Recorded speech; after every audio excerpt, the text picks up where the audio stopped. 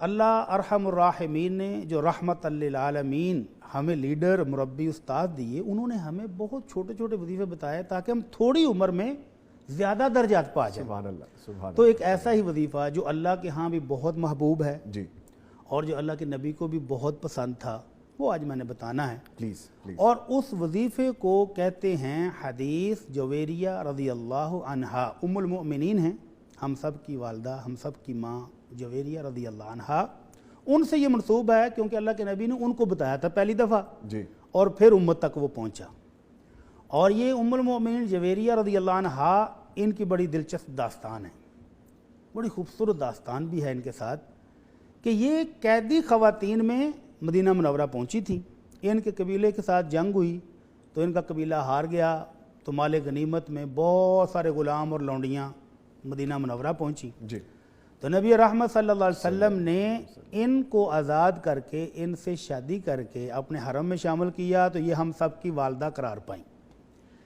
اب جب صحابہ کرام نے دیکھا کہ اللہ کے نبی صلی اللہ علیہ وسلم نے سیدہ جویریہ سے شادی کر کے ان کو ہم سب کی ماں میں شامل کر لیا ہے، تو جتنے غلام اور لونڈیاں تھیں وہ سب صحابہ کو جو تقسیم ہو چکی تھیں، انہوں نے بخوشی کہ اب تو یہ اللہ کے رسول کے سسرالی ہو گئے، سب نے آزاد کر دیا۔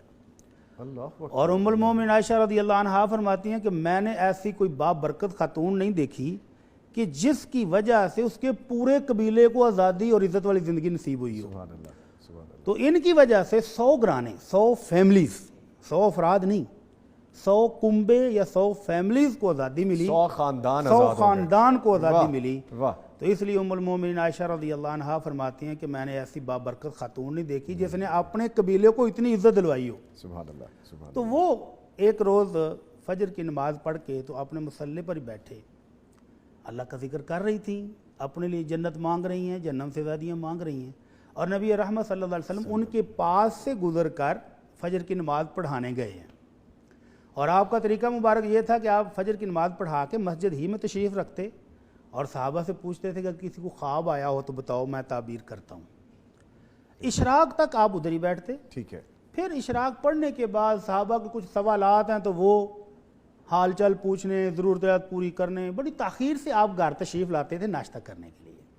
تو جب آپ گھر واپس آئے تو دیکھا کہ ام المومنین جویریہ رضی اللہ عنہا ابھی تک وہیں بیٹھے ذکر کر رہی ہیں۔ ذکر کر رہی ہیں۔ تو اس میں ہمارے لیے یہ بھی سبق ہے، جو افراتفری ہم صبح کو مچاتے ہیں، بے شک۔ تو فجر سے پہلے اٹھیں اور سکون سے نماز پڑھیں، ذکر اذکار کریں، برکتوں والا دن کر لیں۔ برکت، بہت برکت، آپ واضح محسوس کریں گے، سارا دن پرسکون گزرے گا۔ اپنا پرسنل پریکٹس میں ہے یہ چیز، جی، میں نے آزما کے دیکھا۔ فجر کی نماز پڑھ لیں تو پورا دن ریلیکس۔ ٹھیک ہے، ٹھیک ہے۔ تو اللہ کے رسول صلی اللہ علیہ وسلم نے پوچھا جویریہ ابھی تک ادھر ہی بیٹھی ہو، کیا کر رہی ہو؟ اللہ کے رسول میں اللہ کا ذکر کر رہی ہوں۔ تو آپ نے فرمایا میں تیرے پاس سے جب گزرا تھا تو میں نے 4 کلمات 3 مرتبہ پڑھے تھے، ٹھیک ہے۔ اور اگر میرے ان کلمات کا وزن کیا جائے اللہ کے ترازو میں تو تو نے اب تک جتنی عبادت کی ہے، میرے وہ 4 کلمات 3 دفعہ پڑھے ہوئے تیرے ساری عبادت سے وزنی ہو جائیں گے۔ اللہ اکبر، اللہ اکبر۔ یعنی اس میں یہ اتنا شارٹ سا وظیفہ، اور کتنا ٹائم کتنا لگا ہے؟ بمشکل آدھا منٹ، اللہ اکبر۔ بڑے سکون سے پڑھے تو 1 منٹ، اس سے زیادہ نہیں لگتا۔ جی۔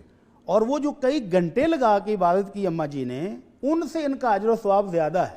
سر بتا دیں، اتنا تجسس نہ رکھیں، بتا دیں پلیز۔ جی بتانے ہی کے لیے بیٹھے ہیں، لیکن میں یہ کہہ رہا ہوں کہ جس نے زیادہ اجر کمانا ہو تھوڑے وقت میں، اس کو تو یہ وظیفہ کبھی بھی نہیں بھولنا چاہیے۔ بے شک، بے شک۔ تو اللہ کے رسول صلی اللہ علیہ وسلم نے پھر ام المومنین کو یہ بتایا، جی۔ اور انہوں نے امت تک یہ پہنچایا کہ یہ وظیفہ تھوڑے ٹائم والوں فائدہ اٹھا لو۔ جی، وہ ہے سبحان اللہ و بحمدہ عدد خلقہ ورضا نفسہ وزنۃ عرشہ ومداد کلماتہ۔